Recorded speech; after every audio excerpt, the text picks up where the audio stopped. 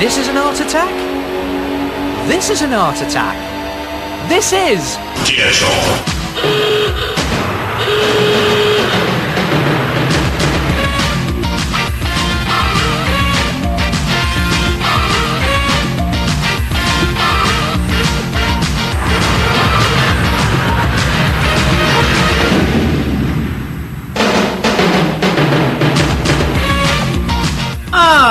Hello YouTube viewers and random Robot Wars fans. With Robo Nerd taking place this week and my interview with Team Diotoir being a part of it, I couldn't help but want to make a video showing you all how to make your very own Diotoir model to play with at home.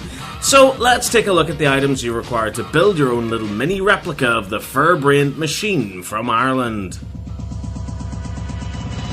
In order to build Diotoir, you will need the following: some card, I've gone for a Cheerios box because I'm tight, some corrugated cardboard, again went with the pizza box because I'm tight, some black duct tape, some scissors as well, a red magic marker, a black magic marker, oh there it goes, I think that was a pen as well, that's gone too, a ruler, some sellotape, that's nice isn't it, some super duper glue, I think that was a compass that just fell there as well, some lollipop sticks, and some kitchen roll or some Aldi toilet paper will do fine as well. And most importantly of all, you will need the official Diotoir how to build instructions, which you can find on my Facebook page free of charge because I'm nice like that. Right, let's get going. So first of all, you'll want to open your cereal box up, cut along the seam at the side to flatten it out. If you've got some craft card, you won't need to do this, but either way, once it's prepared, get all of your instructions copied onto it, and of course they do come with measurements. That's nice isn't it? And also whenever you're drawing out the instructions onto the card, it's a good idea to add all the detail while it's still in this phase. So here you can see all the pieces are drawn out and coloured in and detail added and what have you, and you can also see that's rather shiny and reflective. That's because I've added a layer of sellotape across the top. That's going to protect it from any damage that it may sustain, while on the back you can see I've added a layer of black duct tape, and this is just to make the card nice and strong and rigid so you can have a good proper ding-dong of a battle with Diotoir. So here you can see all of the pieces are cut out nicely and neatly. They've got that sellotape layer on the front and that nice rigid duct tape layer on the back. So with all our pieces now finally cut out and ready, let's get building. Oh yeah, and also you'll need a little Q-tip or whatever the hell it is you call these things for the build as well.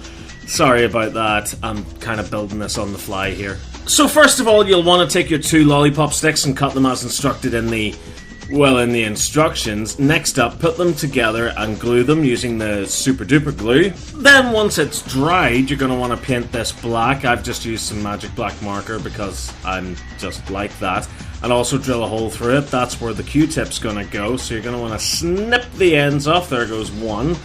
And there goes the other. And this is going to slot into the little hole that you've drilled through the middle of the lollipop sticks. See? What'd I tell you? Wasn't lying, was I? Now this has become the basis for Diotoir's little bucket scoop flipper weapon. But we'll set that aside for now, as we need to actually build the bucket itself. So here's the panel for it, and I've got a very sneaky little tactic for bending it into the right shape using this marker. As you can see here, what I do is I fold this panel up and around over the actual body of the marker, just twisting it around, making it completely cylindrical. Just give it a nice little roll there. There we go. Okay, that's probably enough now. Come on, you're not baking bread. Yeah, so there we go. You can see it's now bent and around and into the proper shape. This can now be glued onto the front curve of the lollipop sticks that we prepared earlier, and we'll just let that dry for now, and that is pretty much Diotoir's weapon assembled. Now, as we let that dry, as you can see here, I've cut out 6 of the little curved side panels. These 2 will obviously go on the outer shell of the robot, so we can set those aside. These 2 will go on the inner side, and as you can see, I've added 2 little holes at the top. This is where Diotoir's weapon will attach, but obviously more on that later. And these 2, meanwhile, are a little bit different because if I flip them over, you can see on the back I've glued an extra set as well, so 8 of these in total, but we'll set those aside for now. Alrighty, so starting off with our base panel, we're going to add these 2 red curved side panels to the outer edges, where luckily they match up, and of course, how are we going to attach them? Our good old friend sellotape. So here they are, nicely and firmly attached to each side of the base plate, but now we're going to focus on the 2 curved top panels. So it's back to using the same technique we used to build the bucket, where we're going to take these panels and wrap them around a marker pen, all the way around, just folding them up, twisting them around the actual body of the marker, until they're all curled up, again making a cylinder out of them and keeping it as tight as possible, so whenever we let go and they spring open again, you can see they've perfectly curved into a rounded shape, so we can attach these to the base of Diotoir.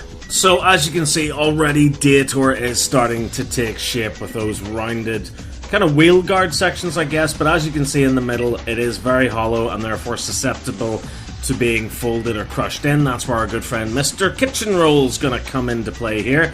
We're gonna take some kitchen roll, ball it up, and stuff it inside these sections. That's gonna give them a little bit more stability in the long run. Jumping ahead, you can see I've now added both side panels, and of course I've got some kitchen roll stuffed in there, but now it's time to add those corrugated inner supports, the ones with the holes at the top, and they just slot in and are taped into place, just completing that main body section of Diotoir. Here we have both inner sections fully attached, so now it's time to add those two front triangular sections, which are taped at the front and then bent back until they fit flush against those wheel sections, and you can then tape those into place. Now the model's really starting to look familiar, isn't it?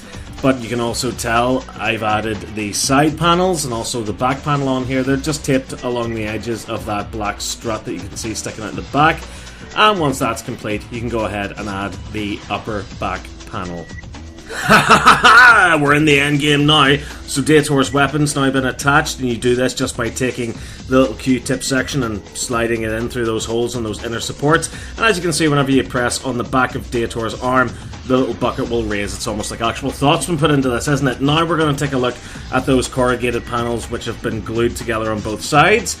And these are going to create those little rounded sections at the back of Diotoir. So you basically measure it by putting Diotoir on the side and using a pencil to draw the outline. And here's one that I made earlier. It's like I've got a job on Blue Peter, where you can see it'll slot into place. And you can just tape those onto the model. At this point, you can go ahead and start adding the miscellaneous bits of detail, like the big, thick, black, angry eyebrows. I've made these using some corrugated cardboard painted black. You can also see the little spikes added around the edges of Diotoir. These were done just by cutting little slits into the side of the model and then drawing out and cutting out some little spikes and just sticking them into those slots around the sides. And at long last, we're going to complete the look. Look, get it, by adding the eyes. I have another sneaky tactic for doing this. We're going to take some duct tape and wrap it around itself so it's sticky on all sides. We're then going to stick this onto the back of the eye, and then we're going to use that to attach to the main body of Diotoir. And this basically allows kids during play to pop the eyes off, which was a common feature for Diotoir whenever it was in battle. And I just thought it would be nice to incorporate that into this little model too. And with that, Diotoir is now complete, and I think it looks pretty good. It certainly turned out a heck of a lot better than the original Diotoir model I made all the way back whenever I was a sweet little innocent 11-year-old boy watching his Robot Wars on a Friday night. I've always disliked this model of Diotoir that I built, and I've always dreamed of the day where I could get a chance to have a little bit of a redemption of it, and I really think that the new Diotoir that I've built in this video looks a heck of a lot better than this did. You would like to hope, anyway. As with most of the cardboard models that I make, I'm an absolute nitpicky little dweeb of a nerd, so there are some issues, like for example on the back there, you can see that I kind of mucked up the measurements initially for the flipping arm.